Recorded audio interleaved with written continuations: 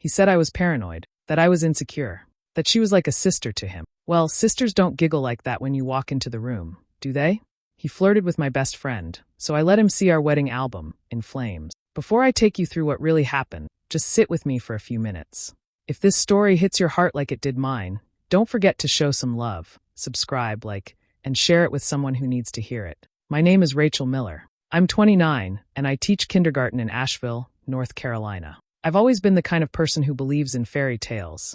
At least, I used to be. That belief got stronger when I met Derek Collins. He was 32, tall, confident, charming, always with the right words at the right time. He sold insurance, but the way he talked made it feel like he was offering security for the soul. We met at a friend's barbecue. He brought me a plate, remembered how I took my coffee the next day, and texted me goodnight like he already knew he wanted to be in my life for good. It felt real. Safe. We started dating, and after 2 years, he proposed during a weekend trip in the Blue Ridge Mountains. A sunset, a ring, and me saying yes through happy tears. Then there was Lila James, my best friend since college. She's been with me through everything: breakups, job interviews, family drama. Naturally, she became a part of us.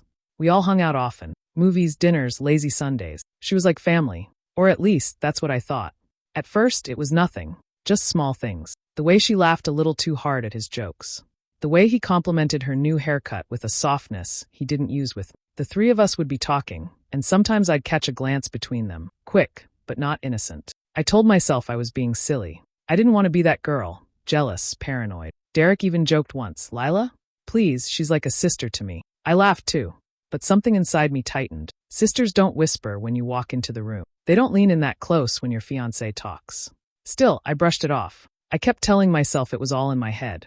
But deep down, my gut had started whispering, and it wasn't going to stop. Not this time. Not when something so important felt so wrong. And that was just the beginning. The day Derek proposed was something out of a dream. We were in the Blue Ridge Mountains, standing on a quiet overlook just as the sun began to set. He got down on one knee with this nervous smile on his face and asked me to marry him. I remember crying and laughing at the same time. I said yes before he even finished the question. It felt like my heart was glowing. We took photos, called our families, and for a little while, everything felt perfect. When we came back home, the congratulations started pouring in. My mom cried happy tears. My coworkers hugged me like I'd just won the lottery, and even strangers online were excited when I posted the picture of the ring. Derek was glowing too, always saying how lucky he was to have me. We set the date for next year and dove into wedding planning right away. Of course, Lila was part of everything. She helped me pick out venue options, made Pinterest boards for dress ideas, and was excited for all the little things: flowers, music, cake tastings. She even joked that she'd cried more than I did during the proposal.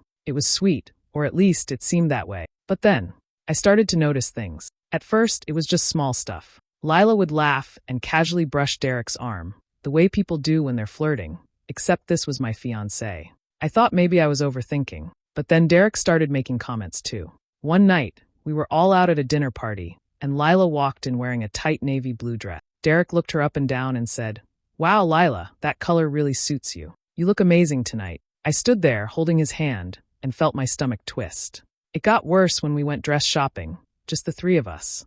I was trying on gowns, looking at myself in the mirror, waiting for that magical moment where you just know it's the one. I stepped out of the dressing room, twirling for them both, and Derek smiled. But then he turned to Lila, who was just trying on random dresses for fun, and said, "Honestly, that color looks way better on Lila than on you, babe." I didn't say anything, just smiled and laughed it off, like it didn't sting. But inside, something cracked a little. It wasn't just the words.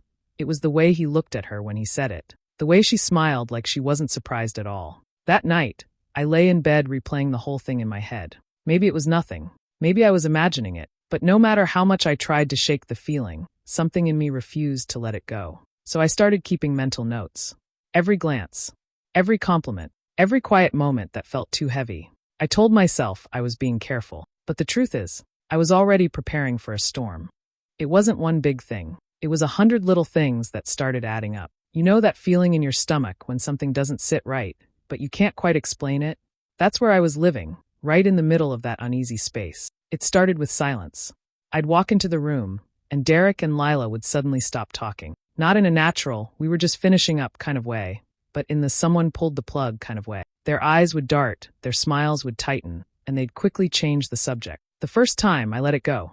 The second time, I laughed it off. But by the fifth or sixth time, I started paying attention. One afternoon, I was in the kitchen making coffee when Derek's phone buzzed on the counter. Lila was sitting nearby and, without thinking, picked it up. She looked at the screen and froze for half a second before handing it back to him like it was hot coal. No comment, no joke, nothing. Derek just grabbed it and walked off to the bedroom, closing the door behind him. When I asked later who had texted, he said, "Work stuff," and acted annoyed I even asked. That's when the defensiveness started. Every question became an accusation in his eyes. "Why do you always assume the worst? She's your best friend. Don't make this weird. You're being paranoid, Rachel." The word paranoid started getting thrown around a lot. And every time he said it, I shrank a little more inside. But shrinking didn't stop the doubt. So I stopped asking and started watching. I began noticing how Lila's body shifted around him. Her shoulders leaned in. Her laugh was just a little too breathy, and her eyes always found his, even when the room was full of people. And Derek, he noticed too. He always noticed. One evening while Derek was in the shower, I picked up his phone to set an alarm for the next day. I didn't snoop, not at first. But then I opened the photo gallery by accident and saw something that stopped me cold. It was a picture of Lila. She was sitting on our couch, barefoot, curled up in one of Derek's hoodies, sipping wine. Her smile was soft, like she was at home. There was nothing inappropriate about it. She was fully clothed, nothing suggestive. But it felt wrong. Too intimate. Too familiar. Like the photo was taken by someone who didn't just see her as a friend. I didn't confront him. Not yet. Instead, I made a folder on my phone and started writing everything down. Dates, comments, little moments that no longer felt innocent. It felt strange, like building a case against someone I loved. But I had to know, had to be sure I wasn't losing my mind. Because deep down, I already knew I wasn't imagining it. I just didn't know how bad it was going to get. It was a Thursday evening when Derek told me he had a work event, some team dinner with out-of-town clients. He dressed sharp, cologne freshly sprayed, and left with a quick kiss and a "don't wait up." I nodded, smiled, and went back to folding laundry. Everything felt normal. Too normal. As I folded his pants, something slipped from the pocket. A small, crumpled dry cleaning ticket. I picked it up and looked at it. The name of the shop rang a bell. It was right on Lila's street. My stomach twisted, but I told myself it could be a coincidence. Still, something wouldn't let me ignore it. The next morning, after Derek left for work, I drove to the dry cleaners. My heart was pounding the whole way there, hands gripping the steering wheel so tight they turned white. I walked in and showed them the ticket, acting casual. "Just picking up for my fiancé," I said. The clerk smiled and checked the records. "Picked up already. Wednesday night around 7:30. I nodded slowly. Wednesday night. The same time he said he was at the dinner. The same night he came home an hour late, claiming traffic. I didn't say a word, just smiled, thanked the clerk, and walked out like my whole world hadn't shifted sideways. I sat in the car for 10 minutes before I could even breathe properly. My hands were shaking, but not from sadness. I wasn't crying. I wasn't even angry. I was cold, like a switch inside me had flipped. That weekend, I texted Lila, told her I needed a break from wedding stress and wanted a girls' night. She replied with her usual excitement, throwing in heart emojis and a "we so need this." We picked a trendy little bar we used to go to in college. Cheap margaritas, dim lights, and memories that felt like a different life. She arrived wearing a dress I'd complimented once before. Her makeup was perfect. I forced a smile and hugged her. We laughed, drank, caught up like old times. Then I leaned in, swirling the straw in my drink and said, "Derek said he hasn't seen you all week. That true?" She blinked, just for a moment, then laughed too loudly and said, "Oh yeah, we've all been so busy, right?" Her voice cracked at the end. Her hand reached for her drink faster than usual. She was trying to keep it cool, but I saw it. The hesitation, the flicker of panic in her eyes. And just like that, I knew.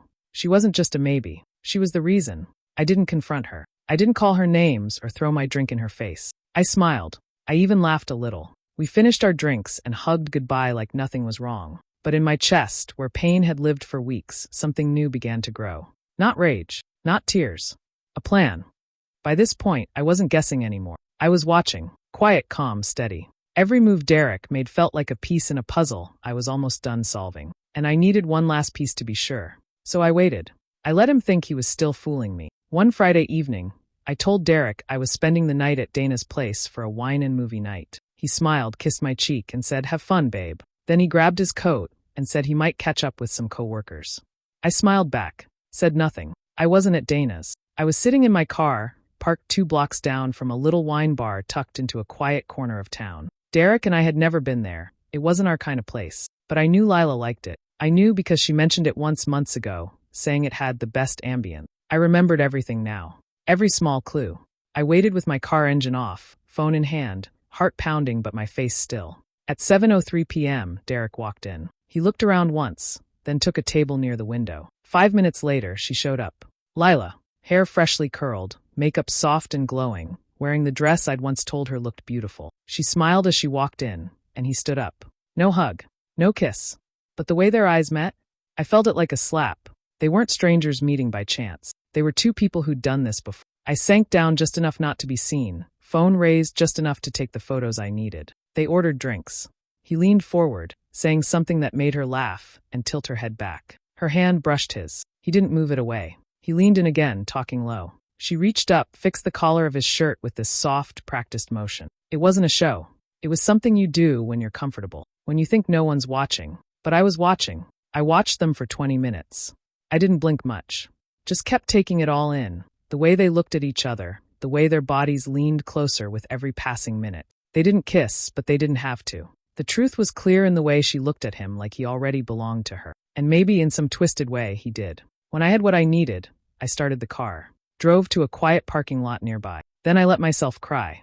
Not for them. Not even for what they were doing. I cried for the version of me that still wanted to believe it wasn't real. 5 minutes.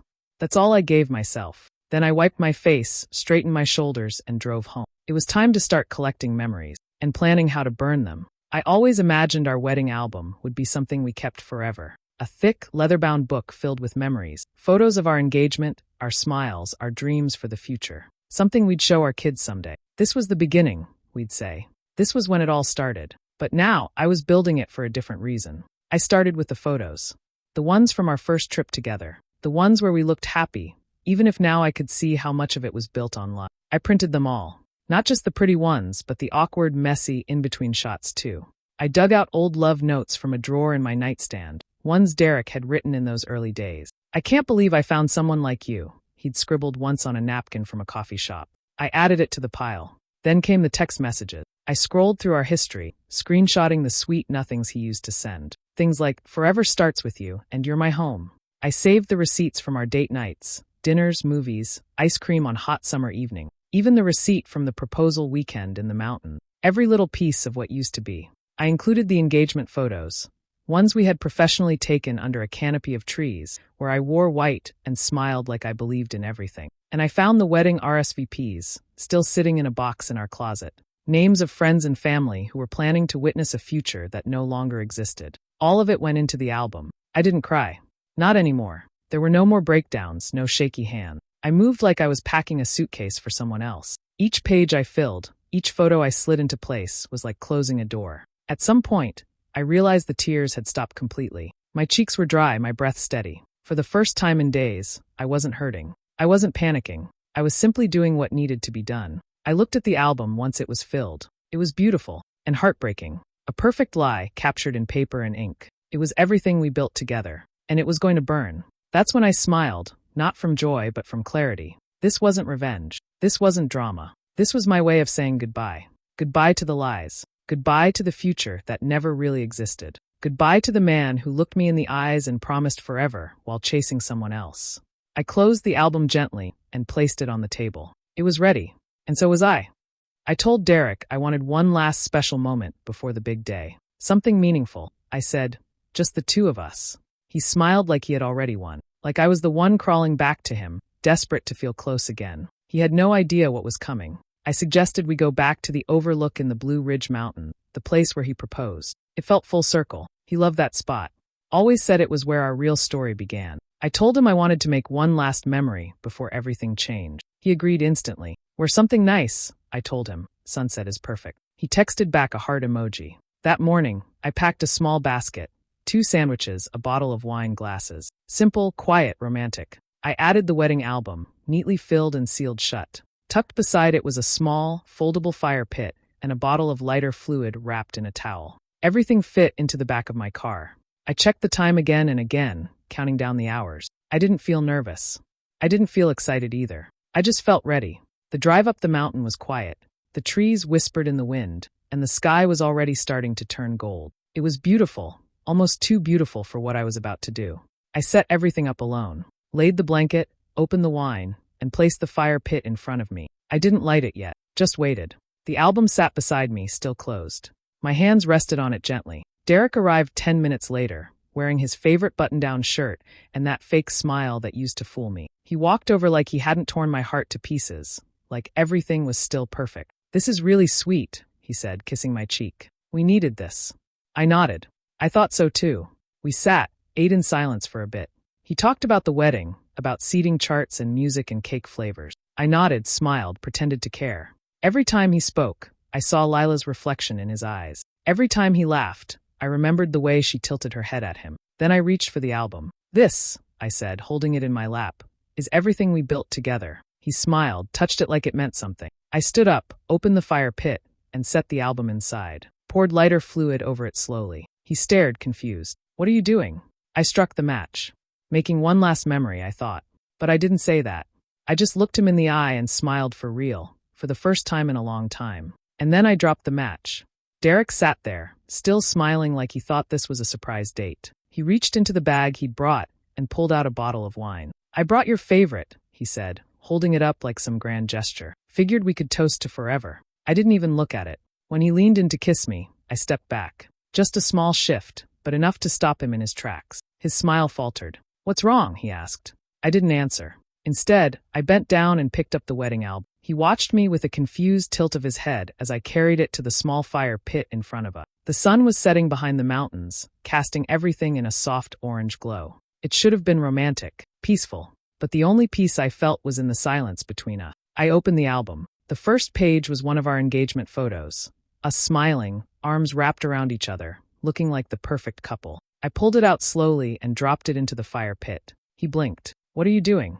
I didn't speak. One by one, I pulled out each memory. A photo of our first vacation. A love letter he wrote after our first fight. A printed copy of the vows he had emailed me to review. All of it, page by page, went into the fire pit. Derek stood up. "Rachel, what the hell is this?" I struck the lighter and held the flame steady for a second. Then I touched it to the edge of a page. The fire caught quickly. The paper curled, blackening at the corners before crumbling into orange and gray. The flames rose with every lie I fed them. He stepped forward like he was going to stop me. "Are you crazy? What's going on?" I finally looked at him, really looked at him. "You flirted with her," I said, my voice calm, steady. "You lied to me. You made me feel like I was insane for noticing the way you looked at her, the way she looked at you." He opened his mouth, but I didn't give him the chance. "This album?" I pointed at the flames. "It's all the lies you told, the promises you broke, and I want you to watch them burn." He moved toward the pit again, like he might pull something out. I stepped in front of him. "No." He stopped. The fire roared now, pages curling and cracking in the heat. His face changed, smugness gone, replaced by something closer to panic. Or maybe guilt. I didn't care. I turned my back to him, grabbed my bag, and walked away. Behind me, the fire kept burning, and so did every single lie he ever told. When I got back from the mountains, I did the first thing I should have done a long time ago. I blocked Derek. Phone, email, social. Every way he could reach me, gone. Then I blocked Lila too. No warning, no long messages. Just silence. I didn't know either of them a single word. At first, the quiet felt strange. After years of sharing everything, texts, memes, weekend plans, it was like my phone had gone dead. But the longer the silence lasted, the more I started to breathe again. No more waiting for lies. No more pretending everything was fine. Word got out eventually. It always does. A few friends reached out, some shocked, some nosy, some supportive. A couple of them asked if I was sure. "Maybe it wasn't what it looked like," one friend said gently. "You didn't actually catch them doing anything." I didn't argue. I didn't explain. I didn't need to. Other friends, though, called me brave. They said they wished they'd had the guts to walk away when something felt wrong. One even said, "You taught me not to ignore my gut." That made me cry for the first time in days. Not because I was sad, but because someone finally got it.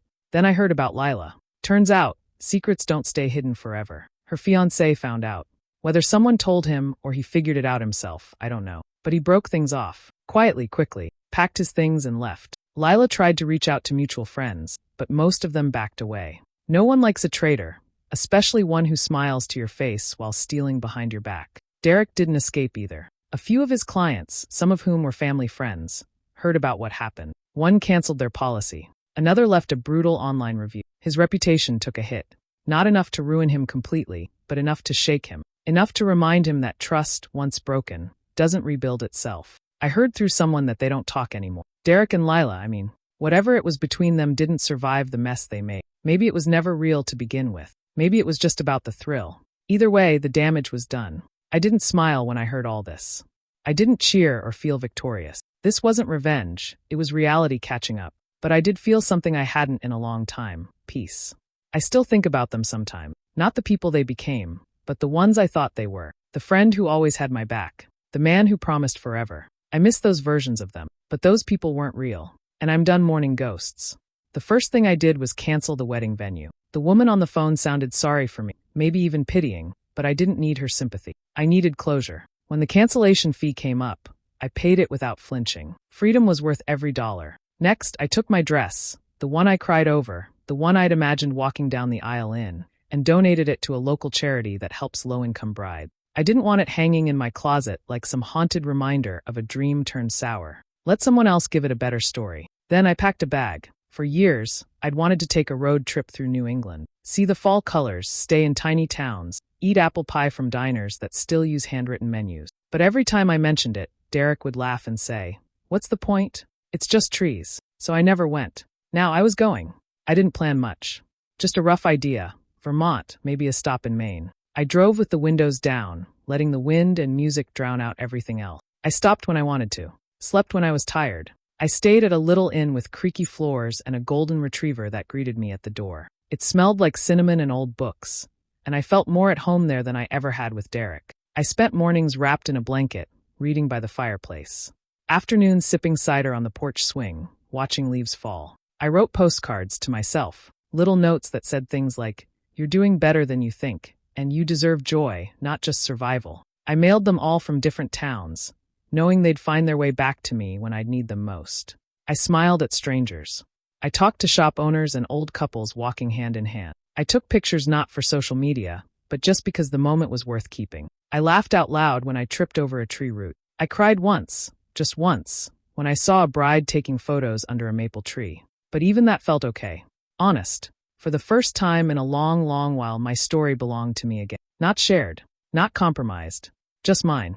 It wasn't about getting over Derek. It was about remembering who I was before him and learning to love who I was after. Not the Rachel who waited for someone to change. Not the Rachel who swallowed her instincts to keep the peace. But the Rachel who stood in the ashes of what should have been and chose to start fresh. And really, that's all I ever wanted. Do you think Rachel made the right choice by walking away from the wedding, or should she have given them another chance? Drop your thoughts in the comments. I'm really curious to hear your take. And if stories like this speak to you, make sure to hit subscribe and tap the bell icon so you never miss the next one.